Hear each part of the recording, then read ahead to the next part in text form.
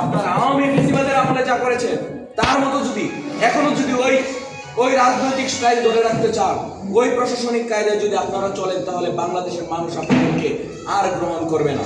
আপনারা প্রশাসনের মতো থাকবেন, আপনারা প্রশাসন জনগণের অধিকার নিশ্চিত করবেন, আপনারা জনগণের ভোট নিশ্চিত করবেন। সুতরাং আমি নেত্রকোনা 2 আসনের সুষ্ঠু ও নিরপেক্ষতা আমি চাচ্ছি। এখানে যেন কোনো কেন্দ্র দখল না হয়, ইলেকশন ইঞ্জিনিয়ারিং না হয়। আমি ইতিমধ্যে শুনতে পেয়েছি এখানে ইলেকশন ইঞ্জিনিয়ারিং এর জন্য অপচেষ্টা করা হচ্ছে। আমরা দেখতে পাচ্ছি প্রত্যেকটা ইউনিয়নের নেতাকর্মীদেরকে হুমকি ধামকি দেওয়া হচ্ছে, অনেক ইউনিয়নে হামলা করা হচ্ছে। এবং গণমাধ্যমের প্রতি আমার আক্ষেপ রয়েছে, গণমাধ্যমরা এই বেশ অনেক দিন ধরে তারা বিভিন্ন জায়গায় নীরব ভূমিকা পালন করছে।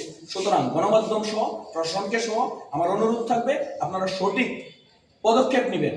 একটা মানুষের ভোট একটা আমানত, একটা এলাকার দায়িত্ব, সেই এলাকার মানুষের প্রতি দায়বদ্ধতা। প্রশাসনকে সহ সবাইকে অনুরোধ করব, আপনারা সুষ্ঠু ও নিরপেক্ষ ভোটের জন্য আপনারা সকল ধরনের কার্যক্রম করুন। এবং বাংলাদেশ সেনাবাহিনীর কাছে আমি শ্রদ্ধার সাথে অনুরোধ রাখবো, আমাদের নেত্রকোনা এই 2 আসনটি নিয়ে বিভিন্ন ধরনের ইলেকশন ইঞ্জিনিয়ারিং, আমাদের বিভিন্ন ব্যানার ছেড়া, আমাদের বিভিন্ন পোস্টার ছেড়া, আমাদের নেতা কর্মীদের উপর হরহামেশাই হামলা করা, আমাদেরকে বিভিন্নভাবে 12 তারিখের পরে দেখে নেওয়া হবে, এরকম ধরনের বিভিন্ন উস্কানিমূলক কথা বলা সহ আমাদের বিভিন্ন কিছু সহ্য করতে হচ্ছে।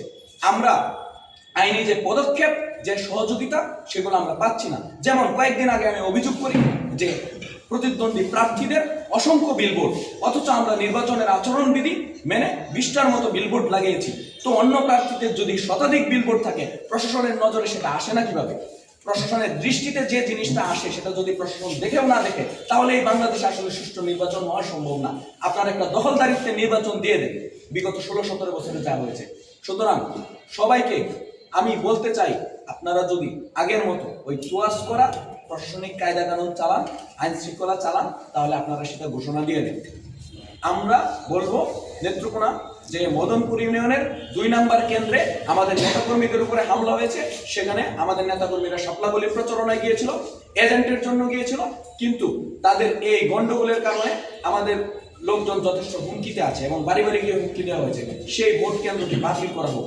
এবং যে যে জায়গায় আমাদের নেতাকর্মীদের উপর হামলা করা হবে, যে যে জায়গায় আমাদের নেতাকর্মীদের গাড়ি ভাঙচুর করা হবে, বাড়িতে গিয়ে হুমকি ধামকি দেওয়া হবে, সে সকল ভোট কেন্দ্র বাতিল করা হোক। এবং যে বা যারা এগুলো করছে তাদের বিরুদ্ধে ব্যবস্থা নিতে হবে।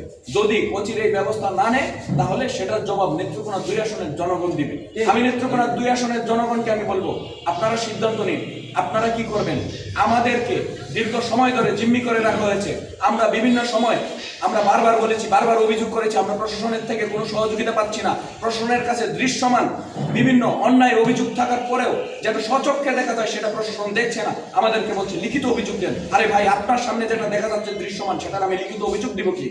সুতরাং আমি আমার এই আসনের জনগণকে বলছি, আপনারা 12 তারিখ আপনাদের ব্যালটে আপনারা আপনাদের রায় দিবেন।